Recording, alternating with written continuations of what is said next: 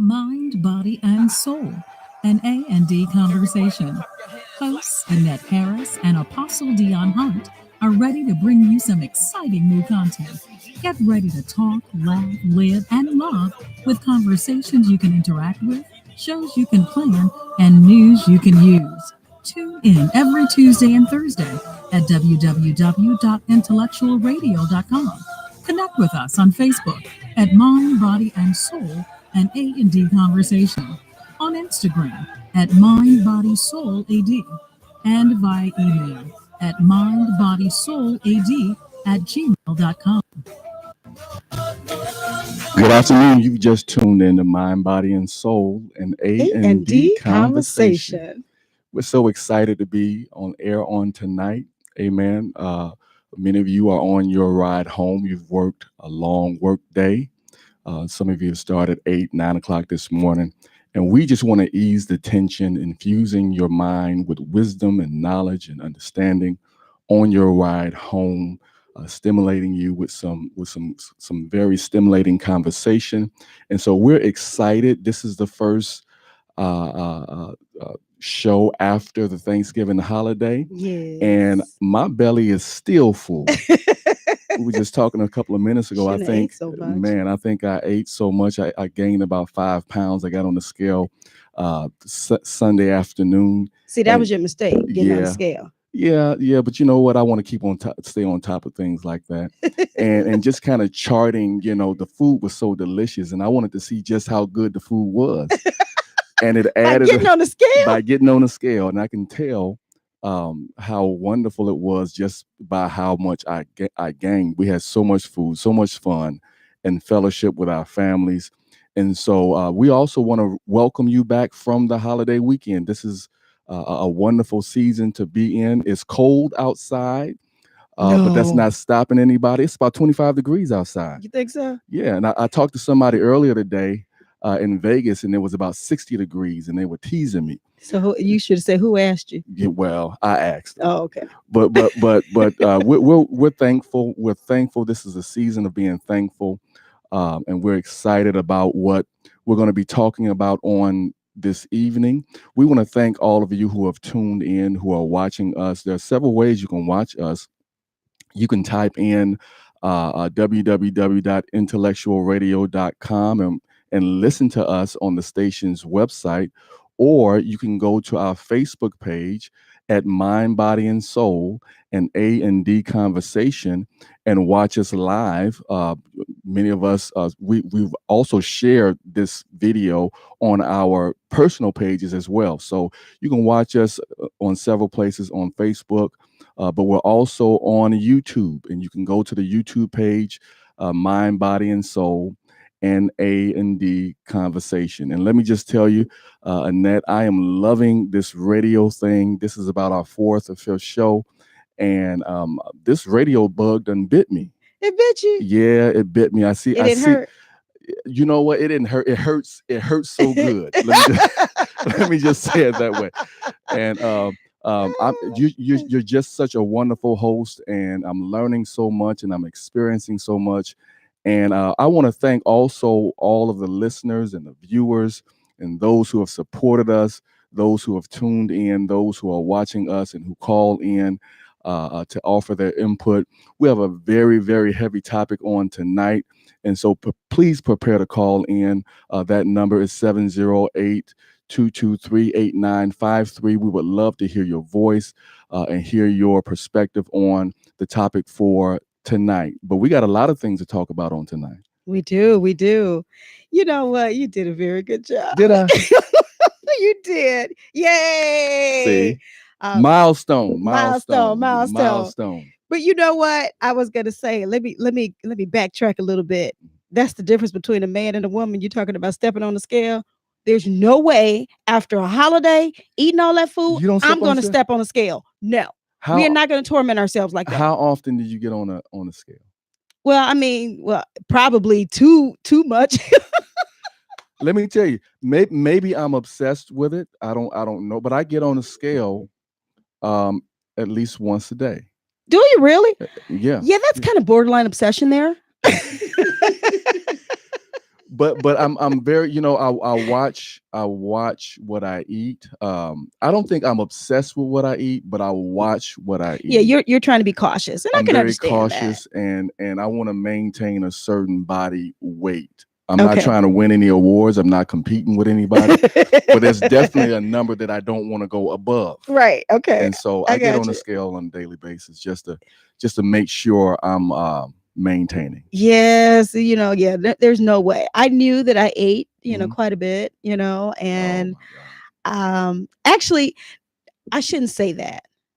I think I probably had more desserts. Yes, I'm going to confess than I normally would. So Wow. I knew that I had, Hmm. I knew, I can feel it. I didn't have to Wow. go to a scale for a scale to tell me.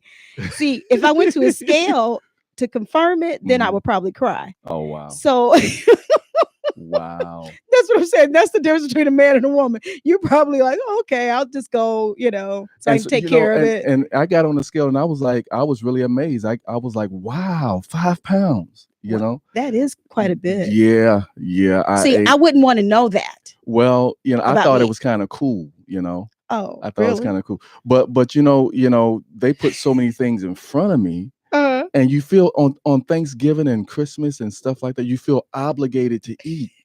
yes. See, you don't want to insult the people, Right. You just don't. They've labored all day and all Right. Right. night, Let me help you out and and they finish they this had plate. it with you in mind. Right. And Right.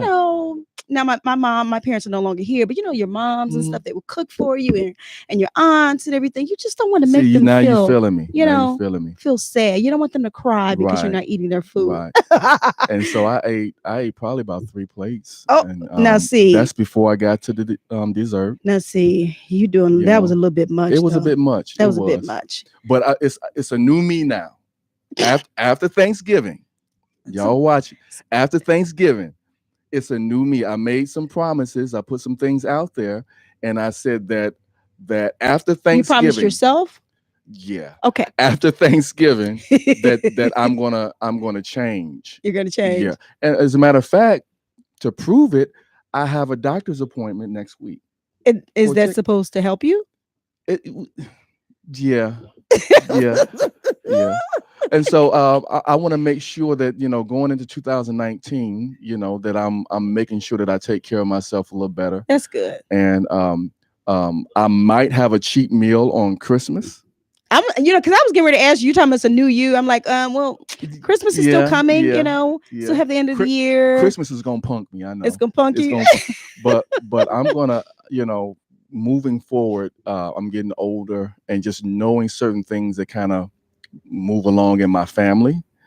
I'm very cautious of that. Okay. And so I'm gonna try to be good. I'm sure Dr. Hill will be very proud of this conversation that you're having right now. Dr. Hill. Dr. Hill. I'm doing it Dr. for you. Hill. Well, Dr. Hill, I'm not telling you anything of what I ate over Thanksgiving, so please don't even ask me, because I love you and I want to be honest. Well, you know what? How was everybody else's Thanksgiving? You guys, wonderful. we want to hear about your Thanksgiving. We were talking to our super producer before the show and was asking about his day. And so if you guys want to call in tonight, you can talk to us about that, because as Apostle stated, this is our first show back after the holiday break that we had there. Yes. So, we're kind of coming back a little full here. I didn't make the same promise that Apostle made, because I didn't make any promise that I can guarantee you. But like I ain't even gonna play around. I'm not gonna play around. No, but seriously though, the older I get though, I definitely want to, take heed of what I consume and everything. Did you cook? No. Now this is the thing. I don't know if anybody heard or not. Are you a cook? I am a cook, and I can slam in the kitchen. Okay, I believe you. All right. I can't. I just love to. Actually, I love to cook. Oh, okay. I really do. I don't. Okay. And I'm not a good cook. You're not a good cook. Pastor Cece tried. She tried to teach you. She tried to make me out of a cook. Seriously. And I think she was sorry for it. I tried to tell her. I tried to warn her. Right.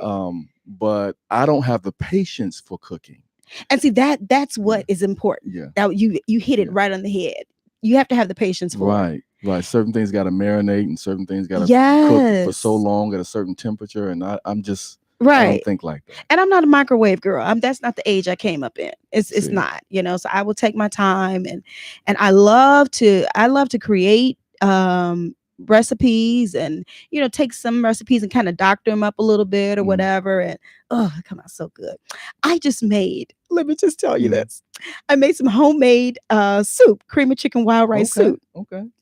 past couple of days. I just I wanted some love soup. homemade soup. Yeah. Yeah, and I was like, I wanted to go out and get some, and I said, no, I'm gonna go home and make some. Mm. So I got all the ingredients and everything. It's so good. I bet you it is. Pastor is. Cece makes some really good homemade soup. Does she? Yeah. Very good Okay, soup. okay. Oh, well, so back to my Thanksgiving. My sister and I decided this year that we were gonna go out, take our families, we were gonna go out for dinner Mhm. as opposed to cooking. Well, she decided it because she didn't want to cook, and we would normally do a potluck. Mhm. So there was no way that I was gonna take food over there, and then she's like, I'm not cooking. I already told you I'm not Oh cooking. wow. So I'm like, well, you figure out where we're going. And Mhm. so she made reservations for us. So we went out to Seasons 52 Okay. in Oak Brook. It was nice. However, it was packed to capacity On Thanksgiving. on Thanksgiving. And I'm like, Whoa. shouldn't you guys be at home? Right. Like I shouldn't be at home. Right.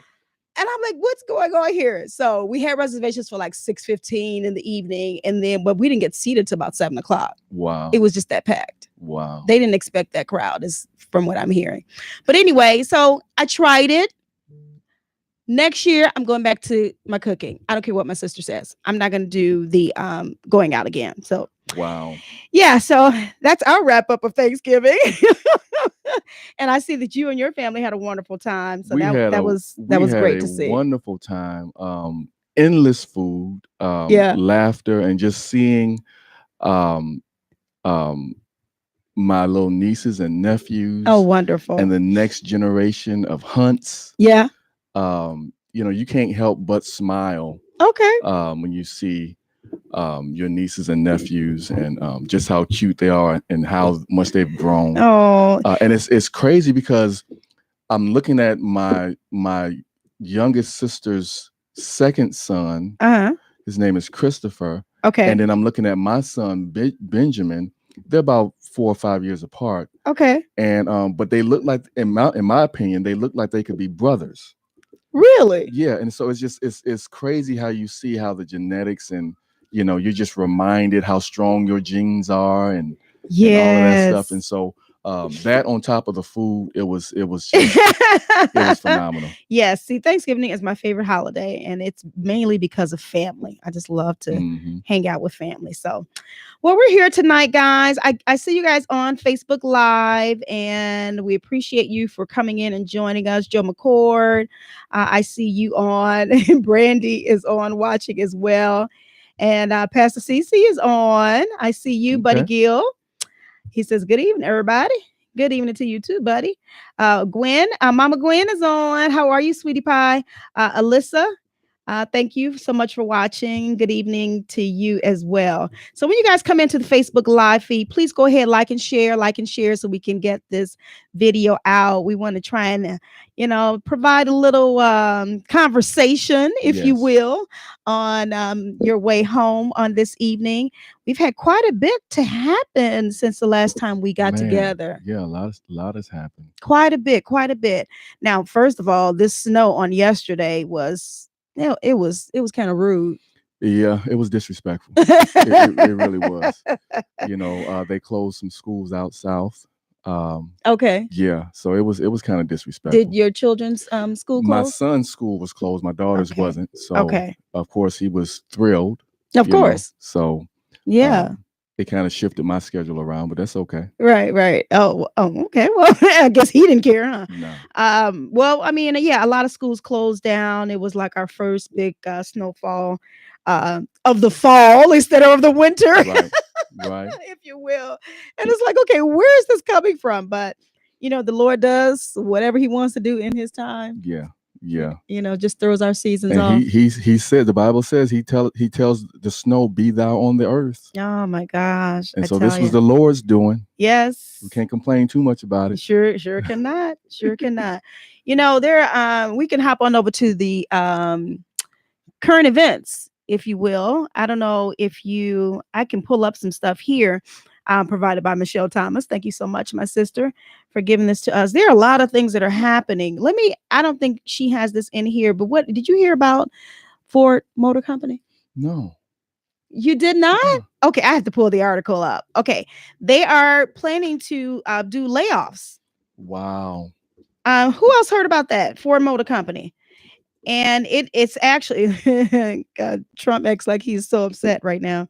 He's threatening to take away all kind of funding or whatever. The plant out here?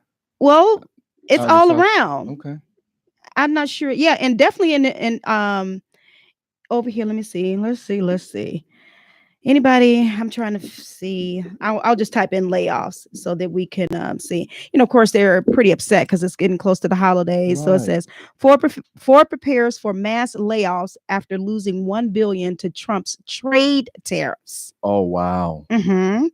It says Ford is having a bad year in 2018. Its stock is down 29%, and the tariffs imposed by President Trump have reportedly cost the company $1 billion. Are you kidding me? Not kidding. Mr. Businessman. Mr. Businessman, as the company is in the midst of a reorganization. Now the company is announcing layoffs. So they're saying not only the blue collar workers, they're saying white collar workers as well. Oh, so like Yeah. supervisors and engineers and Yes. people in the front office. Yes. Wow. It is. And it's not going to make for a very good good thing for these families. People have been there for years, and I don't know what's going to happen. So this is your first time hearing about it, That's huh? my first time here. And Pastor Cece just posted something that GM is also laying off about 15,000 people in their plant. So maybe this is an automotive thing. Wow. But Okay, I see that. It's very interesting, and eye-opening. Yes. Coming from the businessman, that's going to come and shake and turn everything around. Right. If my memory serves me correctly, under Obama, he kind of shifted the automotive industry in a positive direction. Okay. And so now we're going in that opposite direction. Wow. Who's to blame? Yes, exactly.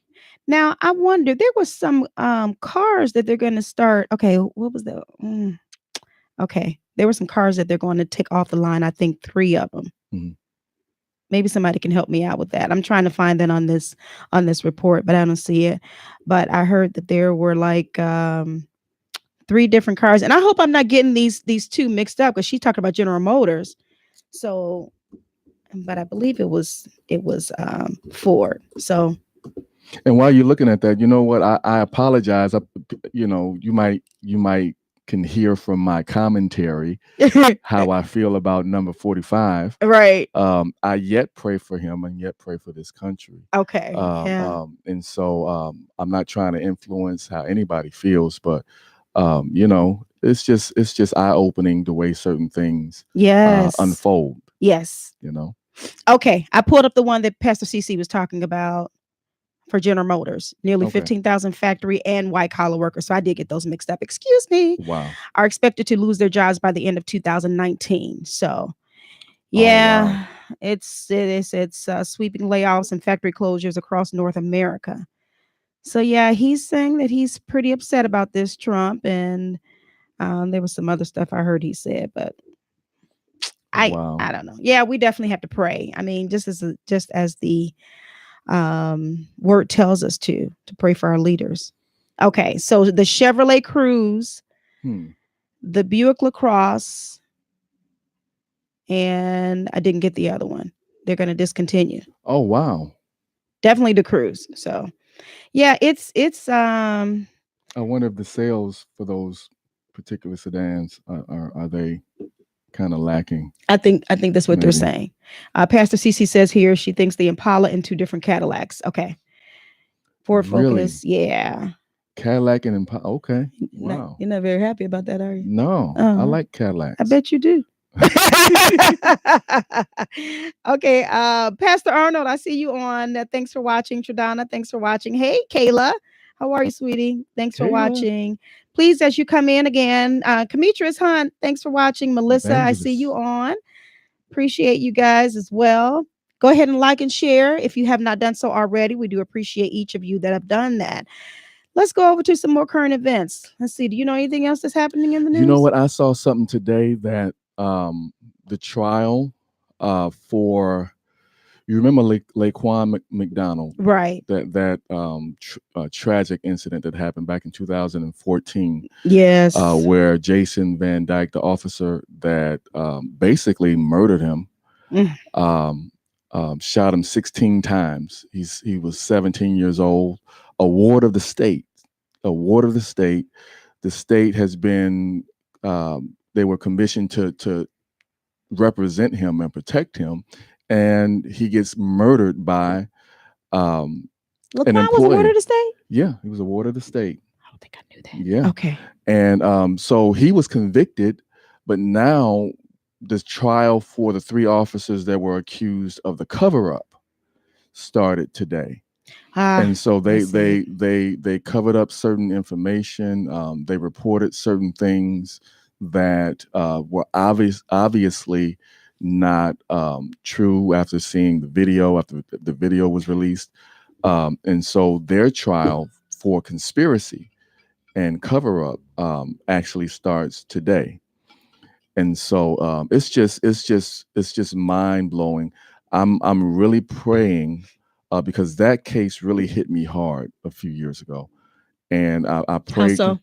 just because you know, I remember back in the 90s when the term super predator was introduced, and how these Ivy League professors came up with this term. I believe it was during the Clinton administration. They came up with this term, the super predator, and it really, what it did was it made young Black men a target for law enforcement. Because what they said about these number one, when you think about the word predator, a predator is an animal that preys on another animal. True. So you're calling these young Black men animals, first off. And one of the things that they said in that report was that these young men were godless. They had no morals. They had no goals in life. They showed no remorse for what they would do or any kind of crime that they would perpetrate. And it really demonized young Black men. And the effects of that, the ripple effects of that, I think that we're still seeing and feeling and witnessing. And so for that young man to be gunned down like that, not even given a chance, they said, and if you saw the video, within seconds of him exiting his squad car, he begins gunning him down, shot him 16 times. 16 times. And so it just really hit me hard because it said to me that, I have a young son growing up. Any one of us are targets. We're targets. We're targets for anyone that has that mentality. And it just broke my heart that this young man was a ward of the state, disconnected from his natural family. The state is supposed to be taking care of him. And instead, the state employs someone who takes his life.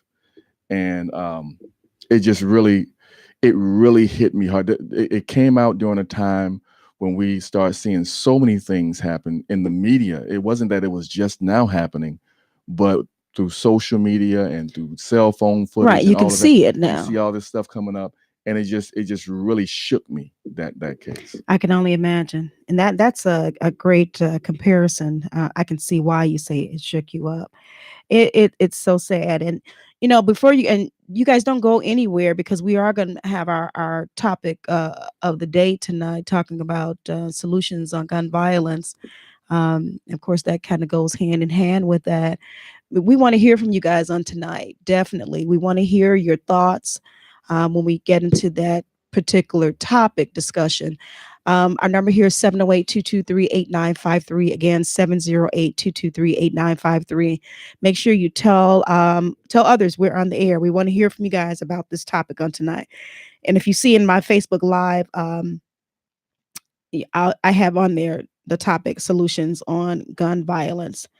We are in the Mind, Body, and Soul A&D page on A&D Conversation page on Facebook, and then we're also on YouTube as well.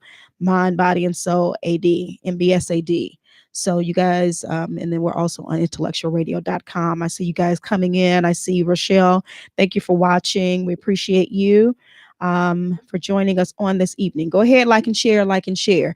Yes. Yeah, I saw the trial, and I don't really have anything to say about that right now. I'm really, it still upsets me, what happened, and I now you guys don't want me to say anything about that because obviously, well, I'll say this much: it's not something they're on trial for this cover up, but unfortunately, it's not something that is uncommon that they do.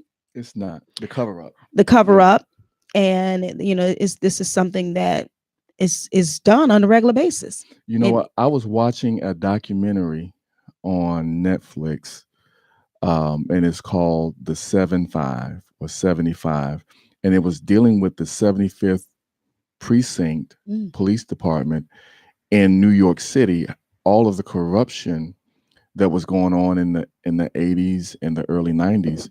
And there was a police officer who was brought up on charges and had to serve time for his corruption, by the name of Michael Dowd. And they had these hearings, and they talked to him about the prevalence of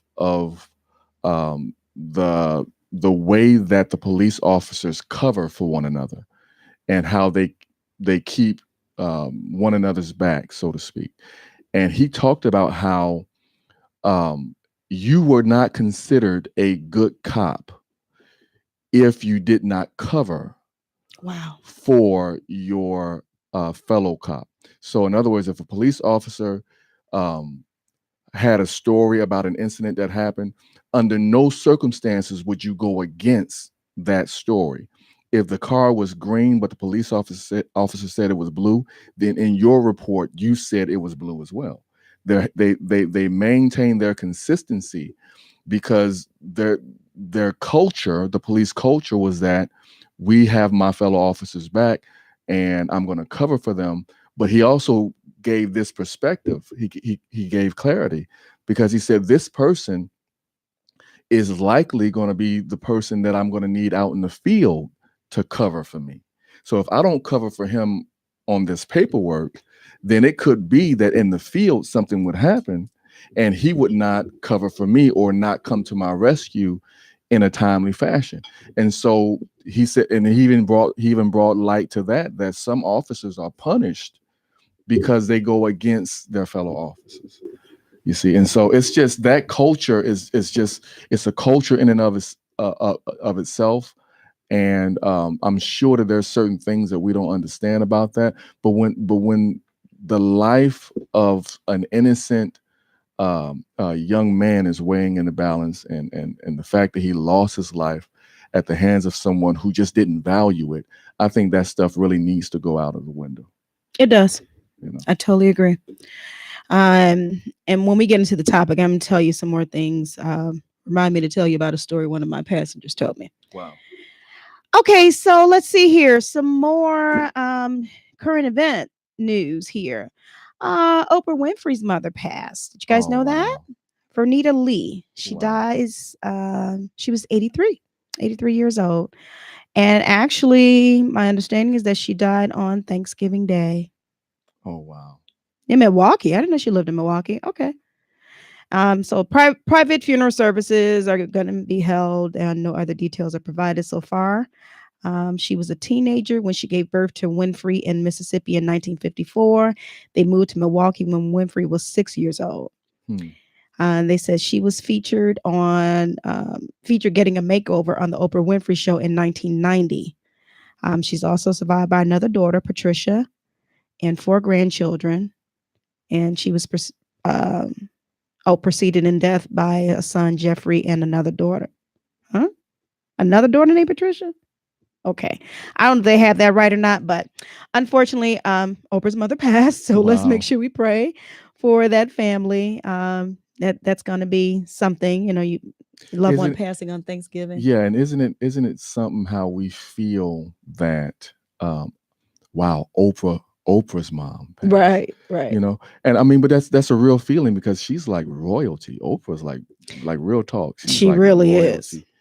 And even when you look at her story and the things that she's had to overcome, and her success now, and who and what she represents to us and to our community, that's just something that we feel. Of course, we feel it on any scale with anybody, but definitely our thoughts and our prayers are with her family. Right. Okay. A little lighter note here. Some romaine lettuce okay to eat again. Is it okay to eat? It said some. Some. There's a tainted crop that came from California Central Coast. I'm not trying it. I'm not either. They said E. coli. They said unless you know exactly where it came from, don't eat it. So let's kind of stay away from that romaine a little bit longer, okay? I saw a post on Facebook. Somebody was laughing. They put a meme up. They was like, "Doggone it! Every time I want to diet the romaine lettuce, the CDC says not to eat it." Right. I was like, how convenient. Yes, how convenient, of course. Or like somebody put on Facebook, it was a post that I was gonna go jogging today, but the scripture says the wicked No, before you even the wicked run when nobody's chasing them. So there goes that idea. Lord have mercy. Before you even get to the punchline, you're gonna bring in the scriptures. Right. I was like, okay, that was pretty good. Well, I guess you're not gonna go running, are you? But yeah, that's pretty interesting. So yeah, that's Wow. I'm trying to look through here. I think that's kind of some of the current news that we have on today. And so again, Randy Glass, I see you on. Nadine Fields, thanks for watching. And you know what, Randy, I'm glad you actually joined in because today's topic is one of the ones that he suggested, and also Evangelist Demetrius. Mm-hmm. The two of them suggested this topic that we have selected for today regarding the gun violence. So thank you so much for watching. We definitely want to hear from you guys, especially those that suggested the topic. Absolutely. Please make sure you call in to get your thoughts and ideas. What we're going to do is actually go ahead and take a quick break. We're going to set up so we can get ready to start talking about this topic. Yes. And then we can come back. So listen to a little bit of music and come back for more of Mind, Body, and Soul and A&D Conversation.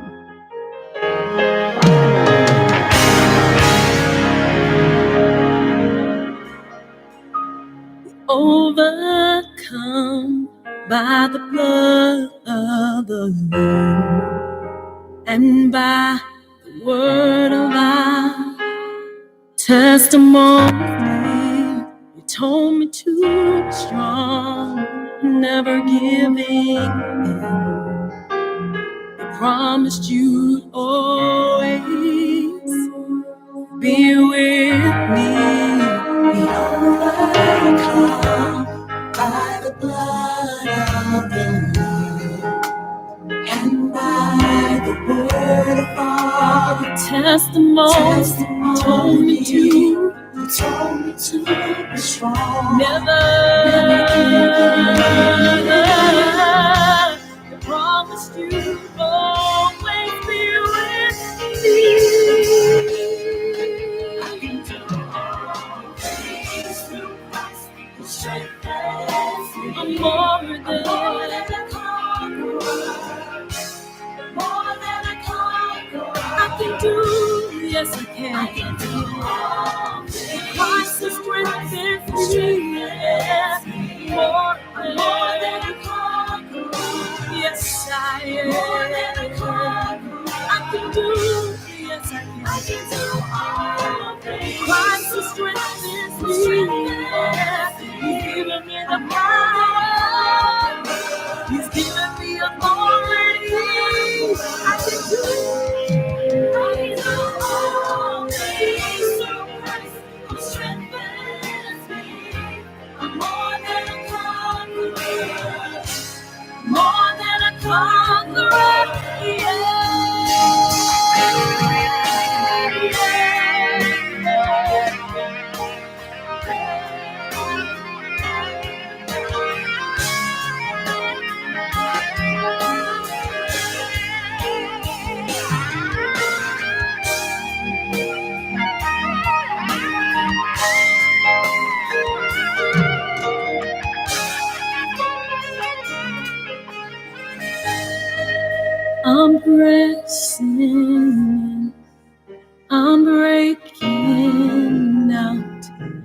coming over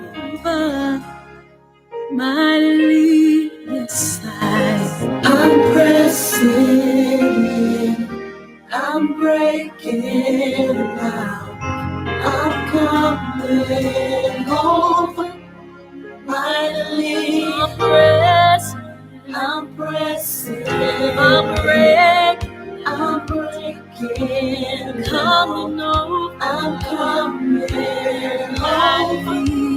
finally. So be strong in the Lord. I'm pressing, be of the kind, be not afraid, I'm coming, and be not dismayed, 'cause He will never leave you. I'm pressing, He won't forsake you. He'll be right there. All right, welcome back. You listen to Mind, Body, and Soul, an A&D conversation. We are back, and we'll be here until 7 o'clock. We started at 5, so if you're just not joining us, you missed a little bit, but we're glad you're here. So thank you so much. If you're coming into the live feed, please like and share, or you can listen to us on YouTube. Mind, Body, and Soul A&D. So our topic of conversation on tonight, we're going to discuss gun violence, and hopefully can maybe talk about some solutions, maybe talk about this a little bit, because it is so prevalent and it seems as if it is just happening so often. And I know we don't hear about everything in the news, Right. Especially here in Chicago, but I will also say I would be hard pressed to say that. I mean, Chicago is not the worst. It's definitely not the worst, place where, like we have the highest, gun violence statistics ever. I can't. I forget which city is Is it Detroit? I know for years it was Detroit, but they do it per capita, so they do it, per residence, how many people that are there. So I'm not sure. I don't think it's Chicago at this point. Right. But I know Chicago this year, the number is at 2,693 shootings this year. Good Lord. So you must have did some homework or something over there. That's so scary. Not all of them resulted in deaths, but just shootings. Right. I mean, and gun violence doesn't always mean that the person dies. Mm-hmm. It's gun, just, the use of gun, violence by guns. So where do you want to start with this? Well, in Chicago, let's talk about Chicago. 2,693 shootings, and that's as of November the 25th of this year, which was day before yesterday. And so, but that number is, if there's a silver lining, that number is down from last year. Is down 633 shootings from last year this time, and then the year before that, I believe it was is down from that year. So there seems to be a semi-steady decrease or decline in shootings, but 2,700 shootings, I believe about 500 of those, a little bit over 500 of those resulted in deaths. That's a lot. That's a lot of lives lost. And we have to come up with something. We got to think about what the solutions to this epidemic. Sometimes they don't call it an epidemic unless it's in certain communities. Of course. But this is definitely an epidemic that we have to we have to start talking about. Right. And thinking about. Hopefully doing something about, because unless, I'll say the word unless, not until, unless it happens to you, personally, touches you personally, a lot of times you won't, regardless of whether it's gun violence or anything else, you really won't take notice of it too much. I mean, you can see it happening or whatever, and then when it gets closer and closer and closer to you and your area, your neighborhood, then you're like, oh my God, this stuff has been happening. It's been happening and happening and happening, and you're so right. Until it happens to you, for some, and I'll admit it, when it happened to me, and because I have a story connected to this, that's when a light bulb went off for me back in 2011. Our church, we had just opened up our church, moved to a new location in the Roseland community, and many of you who know about that community, there's a lot of work that needs to be done. Wonderful people, beautiful people that are just in need. Resources are being depleted. And the first few months we were there, I wasn't known. People didn't know who I was. Wow. A Sunday afternoon, in between service, we got day service and night service. I'm standing outside, broad daylight, on my phone, and two young men approached me on bikes and robbed me. Basically, stuck me up at gunpoint. Um, I think that one was 19, the other one was 20, something like that. Wow. Young guys. Everybody that was outside at the moment, we can talk about this as well. Why people don't Do anything. do anything. Everybody was outside at the moment. And then when they stuck me up, I looked around and I noticed that nobody was outside. Oh Everybody, my God. it's almost like it was coordinated. And Oh. they stuck me up. It was actually supposed to be a gang initiation is what it was supposed to be. When I talked to the gang unit, the detective told me that it was a gang initiation. And one of the young men kept saying to the other young man, hurry up and shoot him. Hurry up and shoot him. So we can leave. Hurry up and shoot him. And for some reason, he wouldn't shoot me. And he's, basically patting my pockets down. And, they had already taken my phone. The only reason why I let go of my phone is because I saw the gun. And at one point, So you weren't going to let it go? not until I saw the gun, But what happened was the guy with the gun told me, he said, I'm going to count backwards from 5, and I want you to run. You're going to turn and run. And I told him, I said, I'm not running. Now, this wasn't me being tough, Right. I assure you. But in my mind, I was saying, okay, I'm not going to make it easy for you to shoot me. Right. If he's already told you to shoot me, if I turn my back and run, you're not looking me in my eyes. I want you to look in my eyes, and to me, I was making it more difficult for him to pull that trigger. And I told him, I said, I'm not gonna run. And this went on for about it happened 90 seconds, 2 minutes tops. Wow. And they eventually just walked off and rode off on their bikes. And make a long story short, the crazy thing about that was the first day of a 21-day and night fast that happened. Oh my goodness. On the 21st day of that fast, they caught the young man. Yes, and I had to go and ID the young man. Make a long story short, we went to court. There was a hearing, and he was looking at 5 years minimum. And long story, but I'm just gonna make it real brief. I ended up talking to the prosecutors and getting the charges dropped because I said this young man was because I had been praying for him for 21 days. And I said, I don't want to take away from him 5 years for something that happened over 90 seconds. And so I did that, and I prayed that God would allow our paths to cross again. Okay. And they did. They did. A few months after he was released, they did. And I saw him. He was walking down the street. I saw him. He saw me. We locked eyes. And Annette, we just walked across the street and just embraced one another. Wow. Just out of the blue, just embraced one another. And he actually sat and talked with me. He apologized. He repented. And he told me, he said, you know what, for what you did, you gave me hope.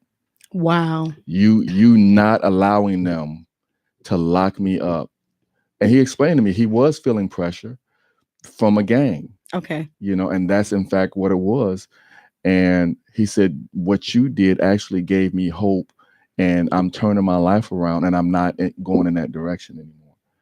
And so I tried to pull him into the ministry. I wasn't successful with that, but just knowing that I made a difference. And every now and then I would see him, it was seldom, but I saw him a few times, and he would just reassure me that he was not, living that life again. So Wow. one of the things that need to be implemented, in our communities is just hope, just belief in our young people that they can do more than what their lives are currently playing out. Definitely. So that's my Definitely. story. Okay. That's why it's real to me. I think I was a little choked up. No, that wasn't because of what that was. No, but that's quite interesting. Brandy says on here that was an apostolic response, sir, and it definitely was, because everybody wouldn't have done that. Yeah. Because they would have been like, okay, you came against me trying to take my property. And it had to be God, and Brandy knows me. Brandy's seen me. I can have a short fuse, and I really had to pray for this young man because I was angry. I was so angry, and I felt violated, and I considered and every now and then still do consider. I considered heavily about purchasing a firearm for protection. After that, never considered it before that. But after that, I considered it. Okay, so then the question is, did you? No. Okay, and why not? I did not, because I have children. Wow. I have children, and I have a son. And in today's culture, I don't care what race or ethnicity you are, guns are kind of celebrate, especially with young boys growing up. They got pistols, they got guns, they got, and they're kind of celebrated with young men.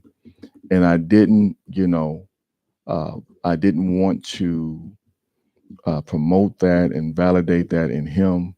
And I definitely could not forgive myself, because there's certain instances, and we can talk about it, there's certain instances where young people have mistakenly ended their own lives because they stumbled upon a gun in the house, their parents' gun, their mother's gun, their father's gun, and they stumbled upon it and playing around with it, and the gun goes off, and then all of a sudden now that young person is deceased. And so I started thinking ahead like that. Right. And I said, you know what? I would never be able to forgive myself if something like that happened. And so, God, you just gonna have to cover me, right, and cover us. Definitely. And so that's kind of my story.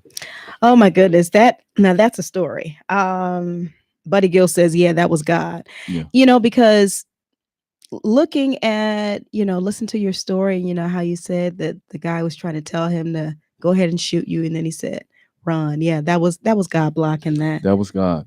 And the gang unit detective told me, he said, you know what? We don't encourage people to respond the way that you responded. He said, but apparently that was the right thing to do at that time. Right. In that moment. Yeah. Oh my goodness. Yeah, we want to hear from you guys tonight. I also have a story too, because it is this topic of discussion is very it's personal to me as well. And many of you heard my story, and some have not, but it is definitely not something that I migrate to very often. Or talk about too much. And just alone, I just thinking about individuals and how they feel that they can, like I was saying a minute ago, going to come up to you and try and take your possessions from you, something you've worked hard for, but they feel they want, whether it's for gang initiation or what, that just blows my mind. It still does. I mean, you may say, oh, that it happens all the time, but it still blows my mind. Yeah. It really does, because like, how you gonna step to me and take my stuff? Mhm. Whether it's my belongings or my life. Who are Right. you? Right. And at that, I still cannot grasp. I just don't. It's a mentality of hopelessness, It you know. is And when you grow up and this is the culture and this is what is expected and what is acceptable within that culture, and see, within certain cultures certain behavior patterns are the norm, and we may not understand it, but in his instance, this, he out here trying to survive, you know and that just, it really lets me know that there's certain things that we really have to look at. It's more than just us looking at how many guns are out on the street. it's crazy. It's more than just that. I mean, even that is that's a layer of the problem, and I'm sure we'll talk about that. That's, the United States. I think they said something like 270 million guns, in the United States, just with, America's population. Um, we own more guns than any other country on the planet, and gun violence happens more here than any other country on the planet. And we're supposed to be the most moral and the most civilized of all countries, which I'm trying to reconcile that. Right. But it literally is like the wild wild west over here in this country. Yeah, and I don't know. It seems like when the weather gets nice, it's like they Hmm. had the cabin fever and they come out just shooting. Let's see here. I see others are hopping in here on Facebook Live. How are you, Darcy? Beautiful one. She's such a sweetheart. She has a show here at Intellectual Radio also. And help me with the name. Making Waves. I knew it was with her name. Making Waves with Darcy. So you guys check her out when you get a Wonderful. chance. When is it? Every Tuesday and Thursday. My producer's helping me out, guys. At noon. At noon. So yeah, this is good stuff. Thank you so much for watching. I see you also. I think I called you Melissa. Dr. Natasha is on. I see you watching as well. Yeah, this is something. I think we do have a call on the line. Let's see what we have here. This topic is, we want to hear from you guys. Mind, Body, and Soul, A&D. Yes, this is Dr. Hunt. How you guys doing today? I'm wonderful. Good. How about you? Doing well. Doing well. I love the topic. I love the topic. Unfortunate that you got to have a topic like this, but it is what it is. Yeah. Right. I don't know exactly where you were in the conversation because I was trying to get in, and then I got busy. But I would like to put my 2 cents in. Absolutely. Please do, sir. I don't know that, it's a really multi-layered problem, Some of it is guns. I think the majority of it is guns. We have more guns in America than any country in the world. We have more crime than any country in the world. We have more people in prison than any country in the world. I think we got like about less than 5% of the world's population, and over 27, 28% of the people in prison Wow. are in jail in America. So America has a unique problem. And we have, there's a lot of talk about black on black crime, and which is kind of misleading. Mm-hmm. In fact, it was designed to be misleading. The subject of, or the topic of black on black crime, because white on white crime is, statistically nearly the same. At about 85% of all crimes committed by white people are on other white people, versus about 92, 93% of the crimes committed by black people are on black people and gun violence. So, with that said, have a serious problem because in our Constitution, the right to bear arms, and as long as we have the NRA and the gun lobby, it's going to be a problem. Because people think that you're infringing upon their Second Amendment rights to take their, that you're trying to take guns from them if you mention anything about gun violence, while at the same time, our streets and communities are literally overrun. And, the present crisis in Chicago is compounded by drugs, is compounded by lack of jobs and poverty. There's so many other factors that compounds the problem in Chicago. And we're right now in Chicago experiencing one of the most violent years ever, And so how do we remedy it? How do we get the solution? I can only look at myself and what I did. I came off the streets as a young man in the violence, drug business, and all of that. Street violence, I thought that was all that was left for me. No real formal education. And thought that street violence and drugs and crime was what was going to be my heritage in life. Until I had sons. And when I had sons, that's when my mind really changed. Because I knew that my sons were going to be doomed to whatever life I had if I did not take on a new life. And so that was the beginning, the catalyst of making a shift, knowing that I had sons to raise, and I wanted them to have something better than, what I was presenting. And so I think that, this problem is going to be there until Black men start taking responsibility for the generation that's under us and pouring into them. Because guns are not going anywhere, not in America. Mm-mm. They're not going anywhere. They'll come to our community and buy guns while at the same time the white community is stockpiling guns.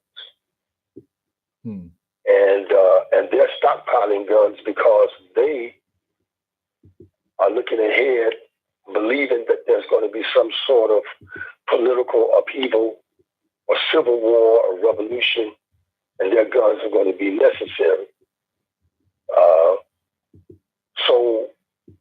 But to stop the violence that we are presently looking at in the street, and then, you guys brought up that I saw your video, Apostle, on your way into the studio tonight. And I saw how you addressed concerning, and I'm sorry, seem like I'm rambling, but I'm not. There's a point. I saw that you addressed the recent shootings by the police officers where there was a mistaken identity. But we had two upstanding young men, one down in Birmingham, Alabama, that was home on leave from military. Another young man out in Markham, Illinois, who was a security guard. And both of these young men actually, from eyewitnesses, saved lives. Yeah. Until policemen showed up on the scene and mistook them for the perpetrator. And of course, we know what the end results were.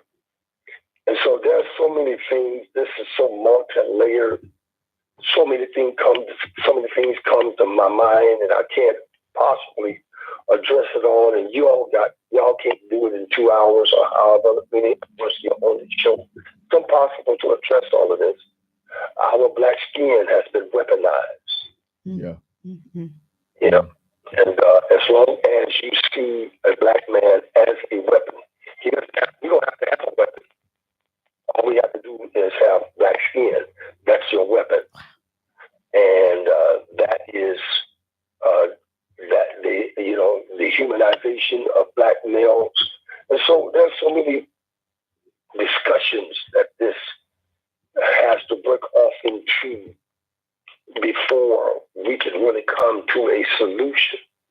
But this is a great start, and I would love to see you guys have a big, take this platform and have a summit in the community, somewhere in the community, where we can come together and have this discussion over a period of a couple of days and have the right people in, so that maybe coming out of those discussions, coming out of that, there can be some type of plan put in place going through 2019 to reduce some of this in our community. Some of our brightest and best are being taken from us, snatched away from us, because of this horrendous thing. There was a girl in Milwaukee, 11 years old. She wrote an essay. I don't know if you guys heard about this. She wrote an essay on gun violence and won an award for it. Won got a great accolade and acclaim for her essay that she wrote on gun violence. And 2 years later, she's dead from a stray bullet that came through her window and killed her because there's gun violence in her community. And so, great discussion, great conversation. We got to have it. This is a great start. We got to figure out how to pour this over into the community. The church is a great place to start. Maybe we need to just put big signs on the door of the church. We're having gun violence discussions. We're having something has to happen. And I thank you guys for bringing this to the forefront and shedding light. And I'm so sorry that I talk too much. Dr. Hunt, you never talk too much. Not But at all. I'm stuck back on what you said about you and your lifestyle. But that's a whole nother story. Your previous lifestyle. My eyes bucked and I what was that? Let me say this about that. Let me say this about my lifestyle. See, the thing about it, usually I know it works. Getting the gospel and presenting the gospel of Jesus Christ works. And here's why I know that it works. When I got saved, the crime rate in my neighborhood went down significantly. Wow. Because I was part of what was perpetrating the crime wave. I was part of it. So getting me saved and then me beginning to get my friends saved, that kind of made a serious dent. Now, of course, you're always going to have elements that come in and close those voids that were left. But think about it. If you get the major drug users saved, right, the major drug dealers saved, when you start getting these men converted and these young women converted, the crime rate, the violence immediately goes down. There you go. Get them saved.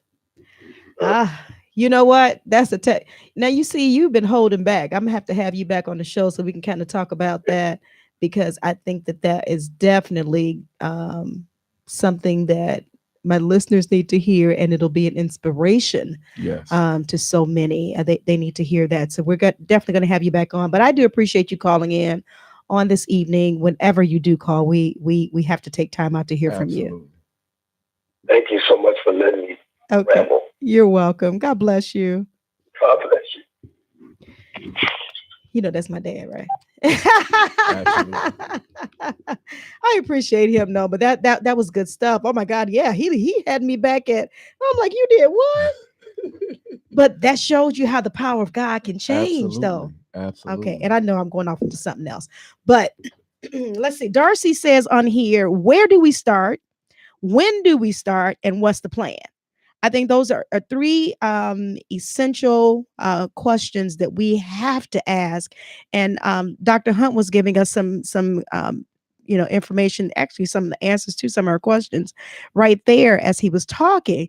But yeah, this is it. It's definitely, and I even like the idea him talking about, make it out of a summit, and I know it's going to take more than talk, because we can't just talk and say, okay, we need to do this, we need to do that, and then nothing happens. Right. It has to be, something has to happen, because this is becoming too common.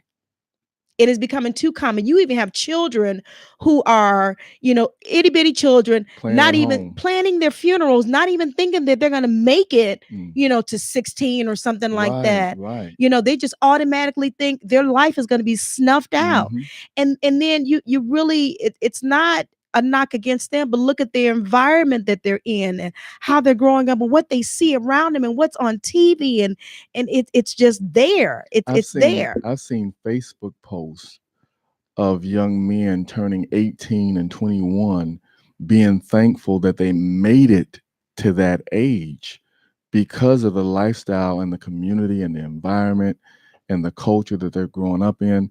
And it's really eye-opening. And of course, you thank God with them, but at the same time, you're like, my God, Right. Is it like really that serious? But it is. It is. And there's so many levels to this problem. So many, the gun violence, that's like the pinnacle. That's like the effect of all these other sub issues and layers of sub issues. Dr. Hunt said it, and I kind of alluded to it in the beginning of the conversation, that skin color alone has been demonized and weaponized, and I'm a threat just because I'm Black, or I'm a threat just because I have a hoodie on, or I'm a threat just because I have dreadlocks. You know what I mean? And so, and then the laws that are written, they perpetuate biases and prejudices and racist retaliation. The stand your ground law. The stand your ground law was not written for us. The stand your ground law was written for anyone who felt privileged, but threatened by the presence of someone else. Then they have every right to defend themselves, and that's what happened even with Trayvon Martin.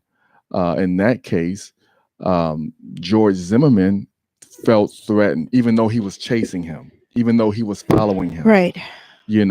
But in that same scenario, Trayvon Martin couldn't stand his ground. Exactly. You see, and so the laws really they're not written for us. Not for us.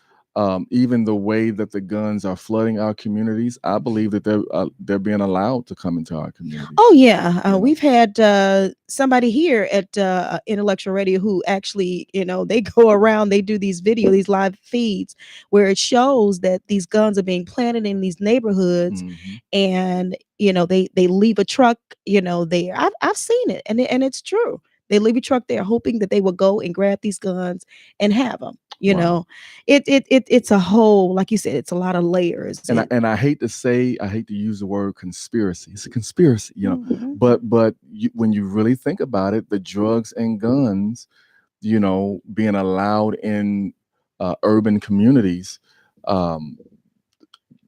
the CIA has been known to be involved in this. The government has been known to be involved in this, or at the very least, being complicit and allowing it. We got to really start asking ourselves why. And it comes down to the value of certain lives are less or more, considering, the shade of your skin. Right. Yeah. And so it's really unfortunate. I don't want to leave the problem as solely being racial and No, it's connected to, not, because because it's not, no, you know, it's not. but that's definitely a layer of it. Right, for sure. And I'm looking here at some actually one of the articles that Michelle put up for us, gun violence facts and statistics. Now this is quite interesting. You mentioned about, because I asked you why didn't you get a gun? And you said because you have a son. And Dr. Hunt kind of mentioned that's how his life turned around, because his sons that came along. So I'm looking here, gun violence facts in the home. There are more than 393 million guns in circulation in the United States. And I think this article was back in August. 393 million. In circulation in the US, approximately 120.5 guns for every 100 people. Go figure. What? 1.7 million children live with unlocked, loaded guns. 1 out of 3 homes with kids have guns. In 2015, 2,824 children aged from 0 to 19 years died by gunshot, and an additional 13,723 were injured. An emergency department visit for non-fatal assault injury places a youth at 40% higher risk for subsequent firearm injury. Those people that die from accidental shooting were more than 3 times as likely to have had a firearm in their home as those in the control group. Wow. Among children, the majority, 89% of unintentional shooting deaths occur in the home. Most of these deaths occur when children are playing with a loaded gun in their parents' absence. So it's like, every once in a while you kind of hear about something like that and you think it's kind of scarce, but it happens more often than we realize. It happens. And I know someone, and I'm not going to call their name, but I know someone whose son died because of that. Found a gun and the kids were playing with the gun and it went off. Tragic accident. And so I think I just heard of something not too long ago too. It happens more times than what we know. But we really have to, that's what really changed my mind about purchasing a gun. Okay. Let me look on here on Facebook Live, because I did ask you guys to give me your thoughts and opinions. You all can still call in 708-223-8953. Again, 708-223-8953. Alyssa says here on Facebook, she said a concern of hers is police unlawful killings of unarmed Black people and getting off. Why can't these officers be brought up on the wrongful death charges? If I'm not mistaken, didn't O.J. Simpson get off for the charge of murder? Yeah, but was sued for the wrongful death. You're accurate. By the victim's family, just curious. And she also said it breaks her heart to see that it's being allowed and nothing is being done about it. I don't know. That's definitely, I think that's a concern of a lot of people about the police office, because you have, again, layers. You have the cops, against the civilians, and then you have the civilians against each other. You have the Black on Black crime. You have, so many different, ways of looking at this that actually kind of it just really blows your mind. Where do we start? How do we start? Even trying to come up with something, something has to be done. And yes, and your dad said it. Dr. Hunt said it. The guns are not going anywhere. They're not. It's like, okay, yeah, we want to try and pull them all off, as much as we can. In our minds, we want to pull them out of their hands or pull them off the streets or what have you. It's too much money in it. And that, it's too much money in it. That blows my mind. The same way that the drugs, there's certain drugs that are going to continue to come into the United States and certain communities. There's too much money in it. It stimulates the economy. It makes certain people rich. And it's a harsh reality. But when you have people that value their bottom line financially more than the lives of people, that's wicked. That's wicked. When you have the NRA telling medical associations and doctors to stay in their lane as it relates to the NRA and gun violence, not considering the fact that they're on the front line of defense when these victims come in, that's wicked. That's wicked. Not considering the value of people's lives because you're so intent on making money. Yeah, and that's all they see are dollar signs. Mhm. And how they can line their pockets up. Yet these people are being gunned down, unnecessarily. And it just, I don't know. I mentioned earlier about the personal experience that I had. Unfortunately, my only brother, we lost him to gun violence. My God. And, he was not, the first thing they think about a young black man that must have been involved in a gang or something like that. No, my brother wasn't involved in the gang. He wasn't, involved in it. Matter of fact, he was really a nerd, to be honest with you. I mean, but a Christian nerd, if you will. My brother was to me the epitome of what a young man should be. At the time of his death, he was actually working 2 jobs. He was at his second job, putting himself through school. My parents were divorced at the time, so he was the man of the house, if you will. And he went out and got a second job because he had been working this other job for years and was still working there. So he kept that job, then got another job because he saw the need for it, and to help my mama, because my mom was a hard worker. Oh my gosh, she was such a hard worker, and he didn't want her working as hard as she was. And so he wanted to try and take up the slack, took on this other job. 2 weeks into the job, 2 guys came in and robbed the place. And the word was that they saw him go under the desk to hit the alarm for the police, which were stationed right across the street. Oh my God. Yeah, it was a convenience store that he was working in. And so when they saw him do that, they said that's when they shot him. So, and it's crazy because that happened actually back in 1983. It still feels as if it just happened. It hurts me to my core for a number of reasons. One, you have the black on black crime, and the guys that did it, were they my age? They were just a little bit older than I. My brother was 4 years older than I was.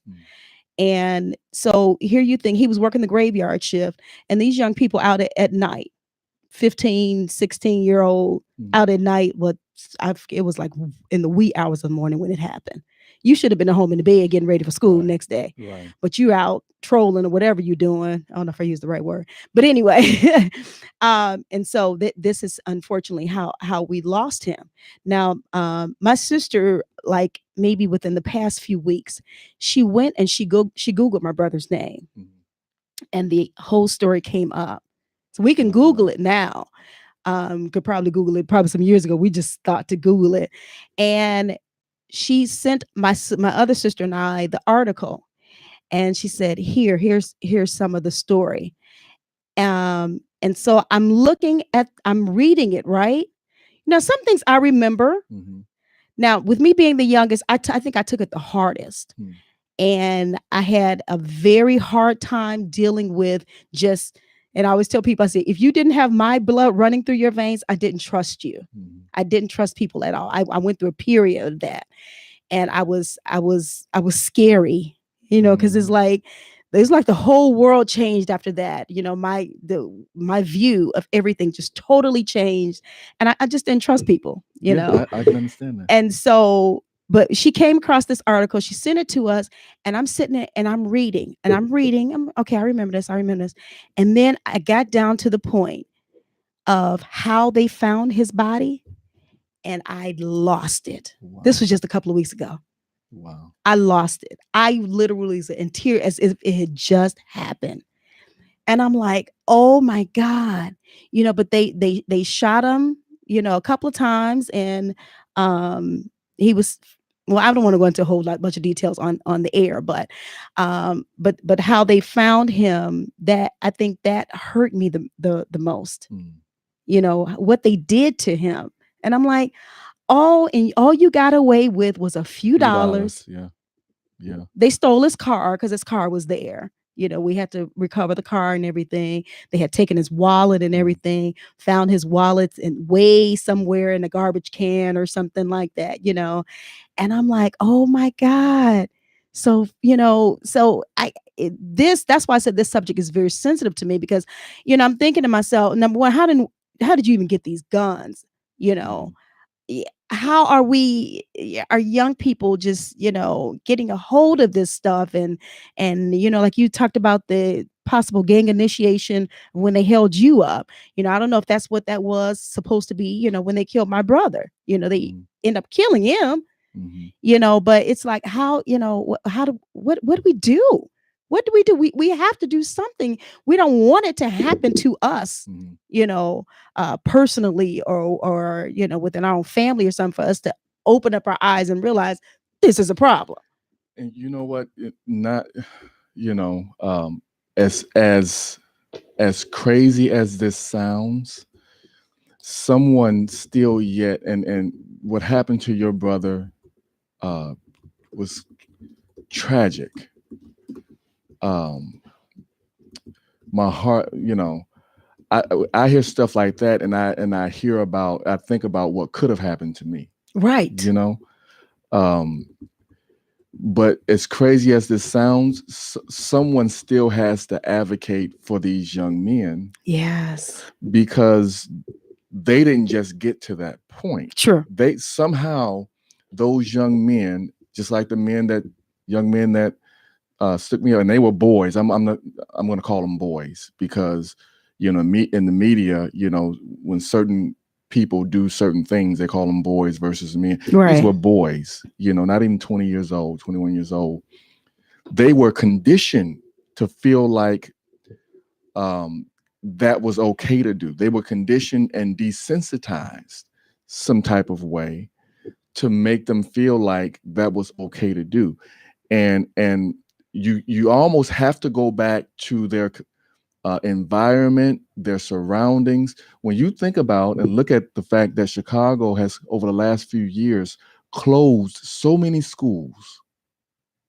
Schools are closing.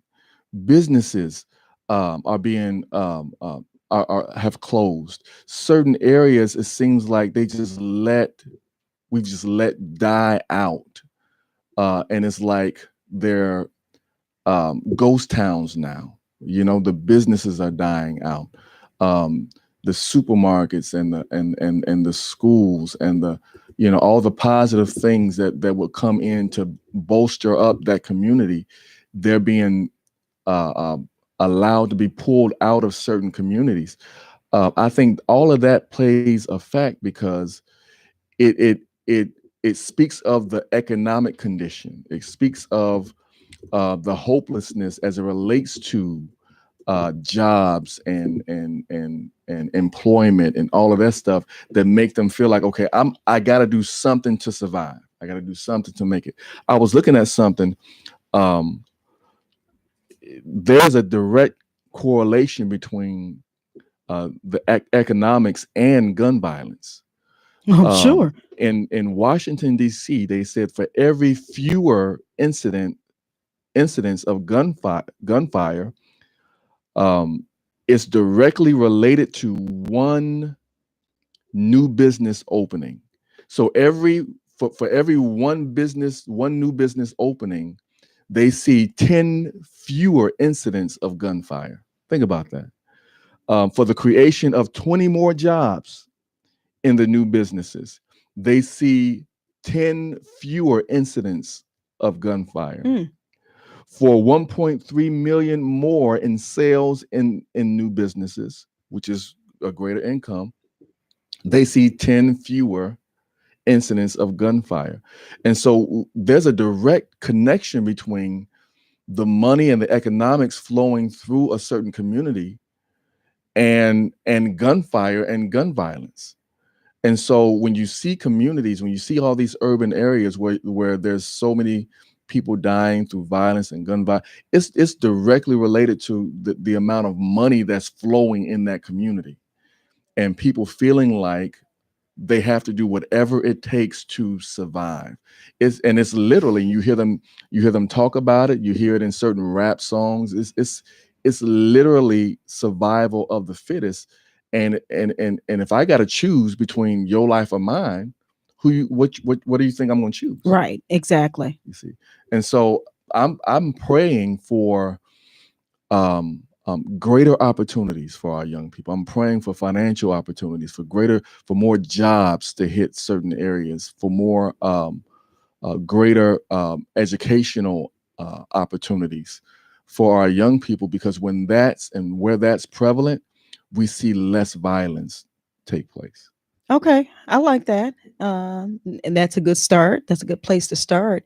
Um, of course, praying for it, and then, if we're able to provide that for them, Yes. that's another great thing. If you have a business, a small business, you see, the young people or whatever, and or try and encouraging them to get in school and to make something of themselves. That definitely will help your community, and also help in this that we're discussing.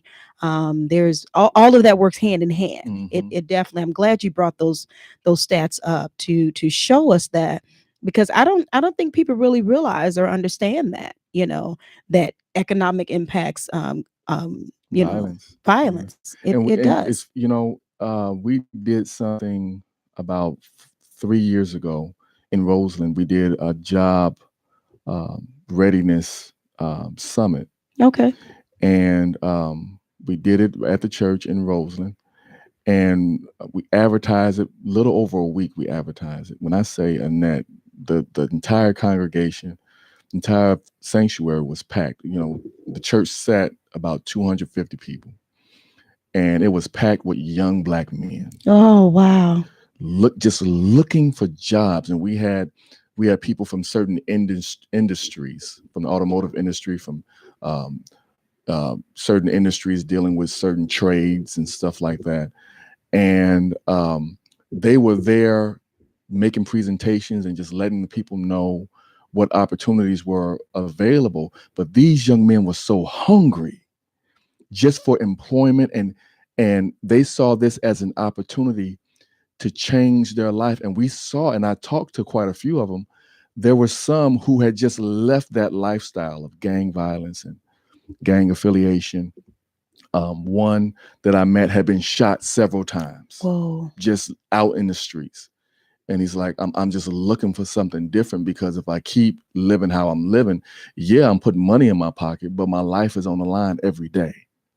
And watch now, your back. Right. And now I got nephews and I got little cousins, and I want to make a change for them as well. And so just the impact of just bringing jobs to a community, the ripple effect is that people live longer. Okay. Yeah, and they have that would make them, look forward to something. Of course, you can, acquire money and be able to pay your bills with jobs, and because a lot of them, if you really look at the heart of them, or where things started with them. Now, I will tell you this: you don't readily, if something like that happens to you, or you experience something like that with a family member, being a victim of gun violence, you don't readily think, about the well-being of the person that actually did it, if I can say it like that. You're not thinking, no, you're not thinking like good thoughts of them. Because the first thing you have to get over is being victimized. And that was my problem. I was so angry because I felt like a victim. Even long after it happened, I didn't like the feeling of being a victim. You see, and it probably had you on edge. Oh my God, I was. I'm sure. I'm so sure. I was very suspicious. Yes, like you said, didn't trust. No, people. You don't trust anybody, and it's sad. It has to be like that. But you know what? I had to get to the point, and I've said this before too on the air as well. The Holy Ghost, should I say, had to get me to the point where I had to forgive them. Absolutely, I had to forgive them. Mm-hmm. And that was not an easy thing to do. Come My on God. now. We had a trial. We had to go through a trial. Mhm. They put my mom on the witness stand, to talk about my brother and everything. And the plaintiffs, because we were the ones that The we were going to defendants. get, yes, the defendants, Mhm. they were trying everything, trying to throw my mom. They threw pictures of my brother's dead body in front of my mom, catch her off guard, and this, that, and the other. And it was just like crazy stuff. And then their family, the defendants family, they were antagonizing, and they were threatening my family. We had to be escorted in and out of the courthouse because My they were threatening God. us. And we even had to have, detectives sit outside of our home, at that time. And it was, for a period of time, because they were threatening us. Mm. And it was like, your loved one took away my loved one, Right. yet you're threatening me. So, it's like all this stuff kind of goes. So no, I didn't readily say, okay, I'll forgive you. No, Holy Ghost had to Yeah. help me, Yeah. had to tell me first that I had to do it, and he had to Mhm. help me to do it. So it's not an easy thing when you go It's through not. it yourself. Let me look on here on Facebook Live. Brandy says they have a sliding scale concerning what can and can't be legally done in response to wrongful deaths. Some people can sue after a not guilty verdict, while other people had better not even think about it. Okay, what you were referring to earlier. Alyssa says here, a crime is a crime regardless of who's committing it. Criminals commit crimes. Police officers are sworn to protect. So when they say it was a mistaken killing, then that should be a charge for wrongful death, shouldn't it? Okay, it looks like they're conversing back and forth with each other. Okay, Mhm. so then Alyssa also says, you just can't keep killing people and getting away with it and calling it a mistake. I mistakenly killed someone. I'm going to be held accountable. I'm just saying. Okay, yeah, that's good dialogue right there, ladies. That's good dialogue, because that's definitely what we see in front of us, and it's not necessarily something that makes you feel good. This mistaken identity. Killing and stuff, of course they're going to label it. Mistaken identity, or do they all look alike? Right. It's really sickening, the excuses, because the same thing could have happened with someone of a different persuasion, and I'm just convinced that it would have turned out different. Yeah, You for know, sure. so I want to throw a curveball. okay. I want to throw a curveball because I was listening to the report about the young man in Alabama, unfortunately, that was killed. Was it Thanksgiving Day? Yeah, Yeah. that's who they were talking about. Okay. And so his family says that he had a permit to carry. Mhm. Now I'm getting bits and pieces of the story, so you guys help me out. Okay, so basically, this happened in a mall, and they said that there was fighting, and Mhm.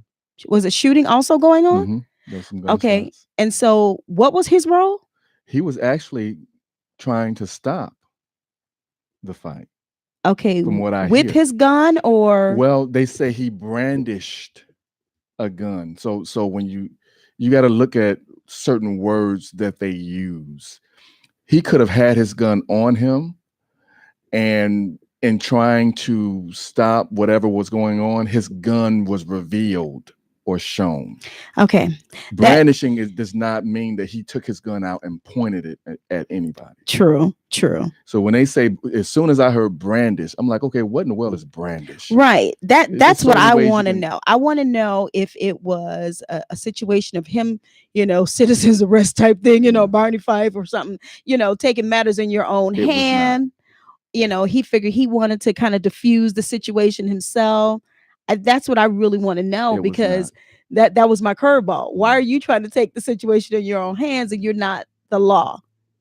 Well, even in the case of the young man, the security guard, I think that was out in Markham or Riverdale, somewhere out one of the south suburbs, where he was the security guard. Well, yeah, he was a security guard, so that would You have know? been his job, so to speak, to Yeah, to but his- diffuse whatever yeah. situation was in there. But just like Dr. Hunt said, and this is just how I feel, his weapon was really his skin color.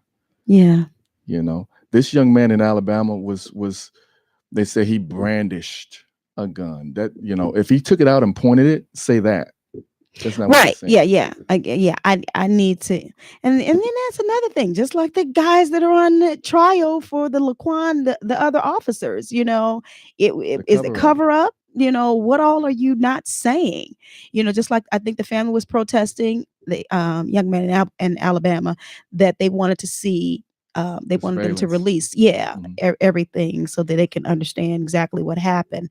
And this is unfortunately what we are faced with on a regular basis. And Dr. Hunt said it earlier. We're not going to be able to finish this conversation in no 2 hours or less than 2 hours. There's just no way, But I think that some of what you're saying in terms of, when you reach beyond and you realize that those who are committing these crimes, they're actually human beings, and that there's something that drove them, to this, whether it was, their where they live or what they do and don't have. Maybe that's a place, a place that we can start. Trying to help them to get jobs, attain, place to live, or what have you, education. Is there something with? I know that there's something we can do. I know it is.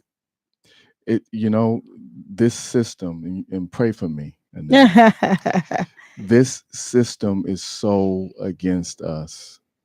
And I said it earlier, I know sometimes I sound like a conspiracy theorist, but when you think about the prison industry and all of the money that has been made, that's set up on purpose. It's set up on purpose. And then the condition of the lives of these young men that grow up, and they're being produced by their environment.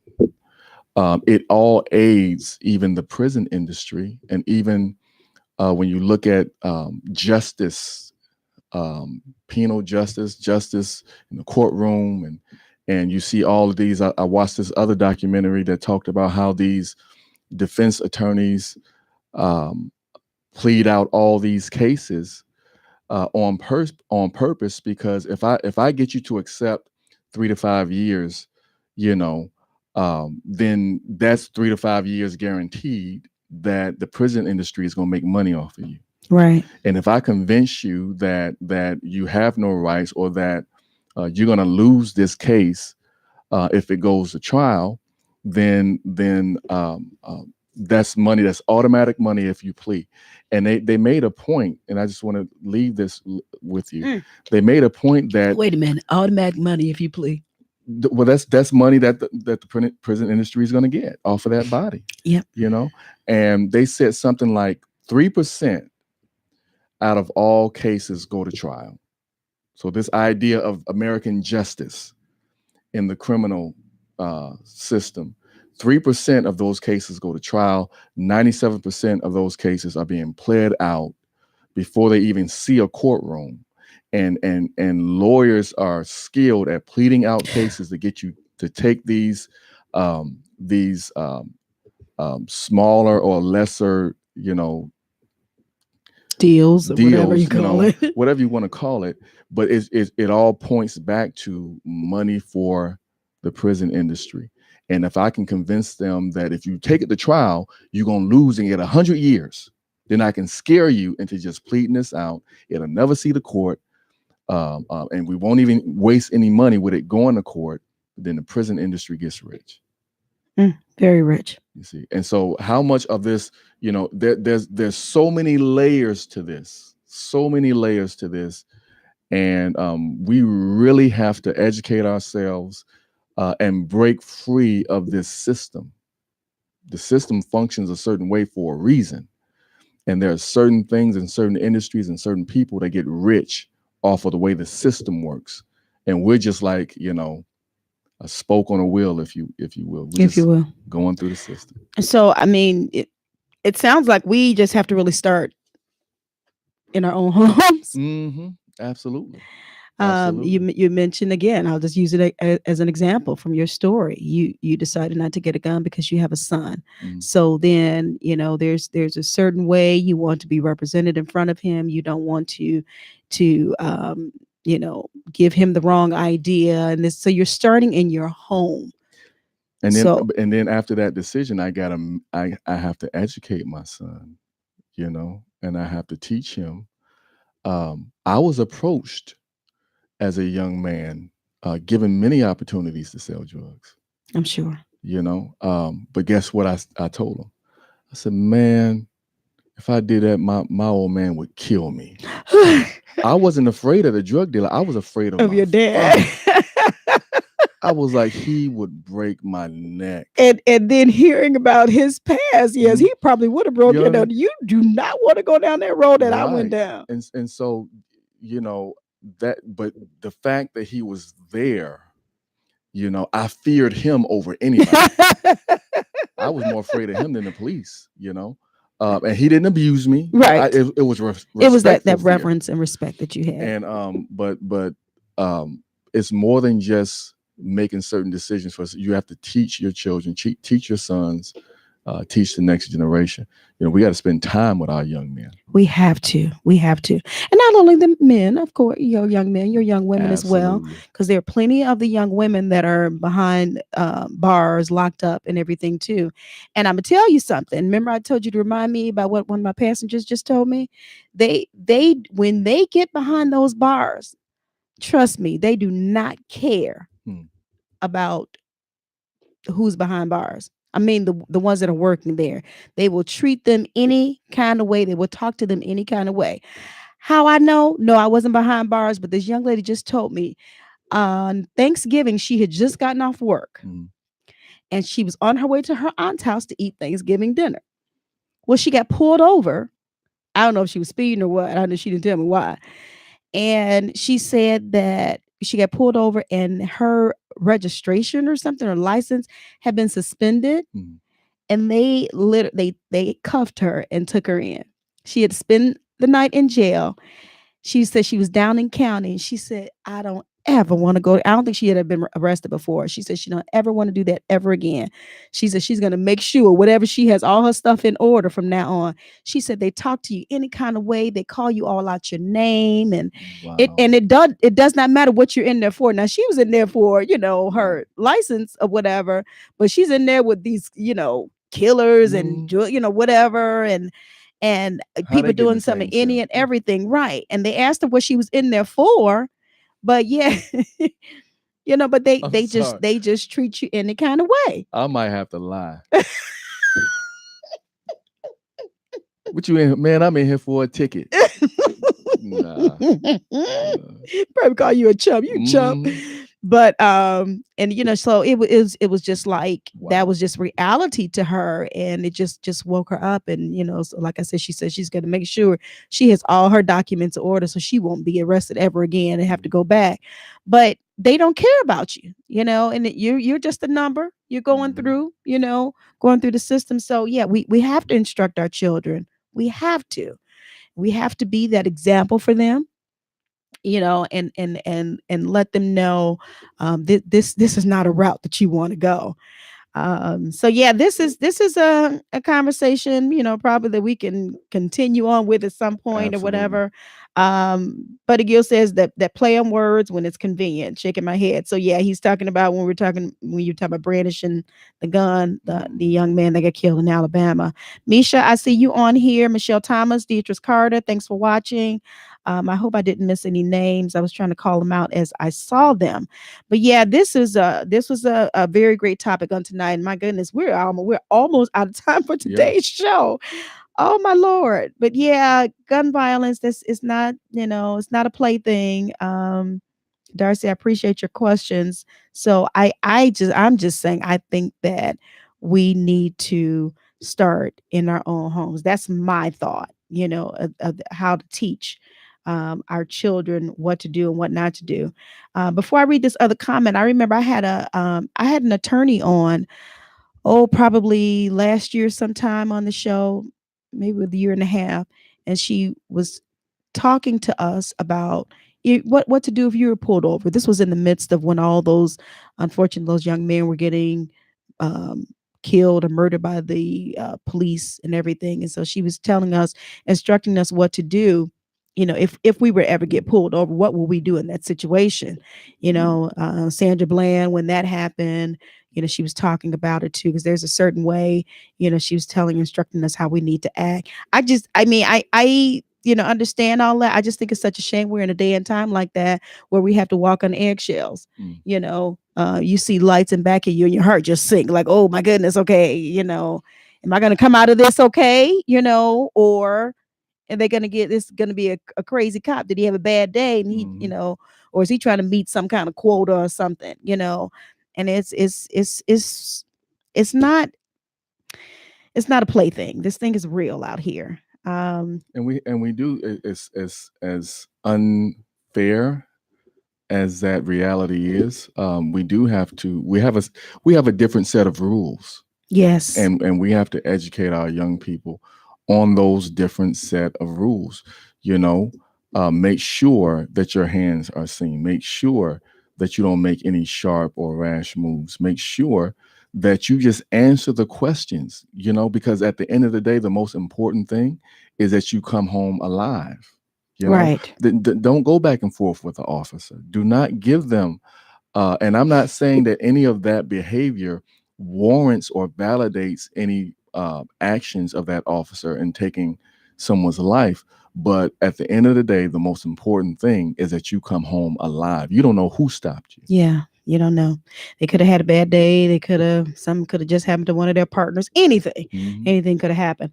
I think that we had like a 2-minute clip for our health segment tonight. And I want to see if we can just play that real quick. I know we kind of went a little bit longer with this topic, but it's definitely needed. So this is from Dr. Shirley Hill. Take a listen. God is simply amazing, isn't he? We just had maybe a week and a half ago Thanksgiving, and we stuffed our faces like champs. We did. Cakes, pies, high fatty meats, and just an onslaught of foods that never should have been placed in this body. But God has given us, beginning with this day, 29 days to reset our healing processes in the body. Yep.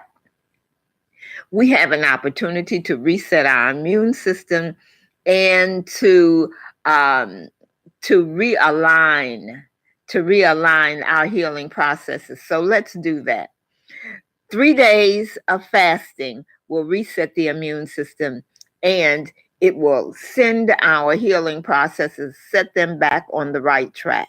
So 5 weekends before Christmas, let's take several of those weekends to prepare our bodies for the next overeating holiday.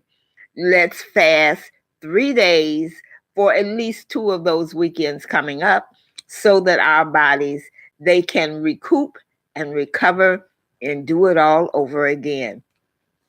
Thank you for listening to Mo Faith Quick Bites, and to purchase our new ebook, the title of which is The Mingled Seed. You can go to Amazon.com or any of the other media outlets.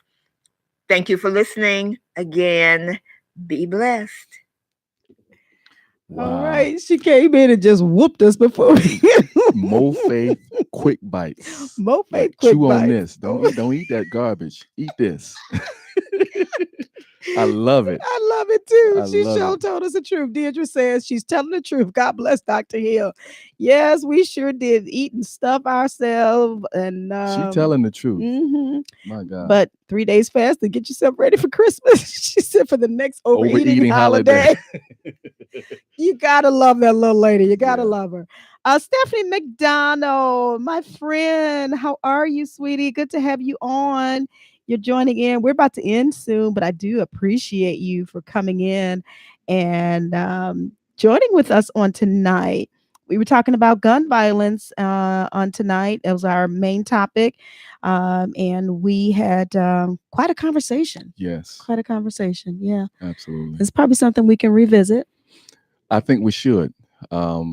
Just like Dr. Hunt said earlier, the guns aren't going anywhere. And I think this is one of those topics where the more we talk about it, we stir up conversation, we create an atmosphere and a platform for solutions to come out of it. And so Right. talking is good. Yeah, definitely, definitely. And again, we definitely want to talk about stuff like that and try and find out how to resolve things. God forbid it happens, in our own backyard. Amen. You don't want to be caught off guard. So there was a comment here I did not read. Someone says they were locked up for traffic, but they literally throw you in there with killers and treat you like you are the lowest scum on earth. Mm-hmm. It's dehumanizing. They said they were only there for a short time, but imagine those there for long stints. Yeah, they were actually that's similar to what I was talking about with the young lady. Yeah, so they're corroborating what I was saying, what that person was saying. Yeah, they don't care about you. You're just another number, and you've just entered into their zone. And I mean, even as far as their training and how they've been told to handle criminals, because you're considered a criminal at that point. You broke the law. You walked in there, and so a lot of that. I don't think that they're given much sensitivity training. Oh, definitely, definitely. Yeah, and I think that's the cry. And some of that, honestly, in their defense, some of that is for their own benefit. Yeah, they're taught to look at things objectively and look at the facts, and you're not gonna woo me with no tears or no. Yeah, so quite we interesting. kind of got to look at it from their perspective too. Okay. All right. I think we have a funny vid. Maybe we can end on that today because we've been talking about this. So let's see. I think what we need to do, you that are on Facebook Live, you can go ahead and click on the video. It says Laugh of the Day. And we're going to see if we can look at this. Hold on. Hang on. Okay, so it looks like it's a video of a doggy.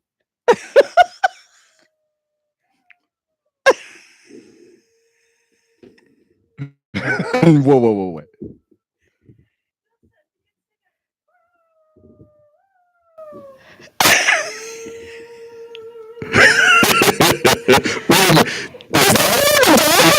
Has a better voice than the owner. Oh my God. This dog is really... The dog got a nerve to have a vibrato. That is too funny. Too funny. Oh my God. And the owner is flat. The dog is hitting the note. Yes. Oh my God. You guys got to look at that video. That's funny. Thank you for that funny vid. Brandy, we appreciate that. We needed a laugh after today's show. Oh my goodness. Well, this has been good. Another good conversation on tonight. Hopefully we've helped you on your way home, your route home. Many of you are probably just now getting back from the Thanksgiving break. Yes. And so hopefully it wasn't too bad of a day for you. And hopefully Apostle and I helped you out on your ride home today. Did you want to end with anything? I don't know if you had a charity tonight or a foundation? I don't have a charity or a foundation. Can I just mention somebody's business? Of course you can. You know what? This is a wonderful business. Okay. And it's on Facebook. Let me get it real quick. It's no, I can't get in. I don't know the name of it. It's Pleasant Touch Dental. Okay. Pleasant Touch Dental. And actually it's owned by my sister-in-law. Okay. And her name is Carla Franklin. And she's located not too far from the studio off of Mannheim. But she has a wonderful dental office. Okay. Does excellent work. She loves her job. I need a new dentist. Oh my God, you got to go and tell her that I sent you. Okay. But she is excellent. She's one of those people that loves what she does, and so she takes special care That's in what great. she's doing. And wonderful office. Um, um, Go to the Facebook page. It's Pleasant Touch Dental, Pleasant Touch Dental. and like Okay. the page and follow. The contact information is there, Okay. and tell them Apostle Dion sent you. All righty. Have to go check them out. This is good stuff. So we're going to end tonight. Thank you for putting that on there, Alyssa. Pleasant Touch Dental. We appreciate that. And Beatrice says, "Be safe, stay warm, my dear friends." Beatrice, humor me. What's the weather in Texas? Nah, that's all right. I didn't ask you. See, now she playing. All right, we're going to end on tonight and actually encourage you guys to join us on Thursday evening, 5 p.m. Central Standard Time. We are going to have another conversation with you on your way home, and hopefully you can join us then.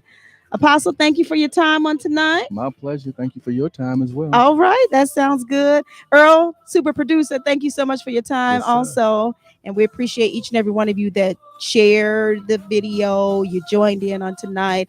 Bernie Scott, I see you on. Thanks for watching as well.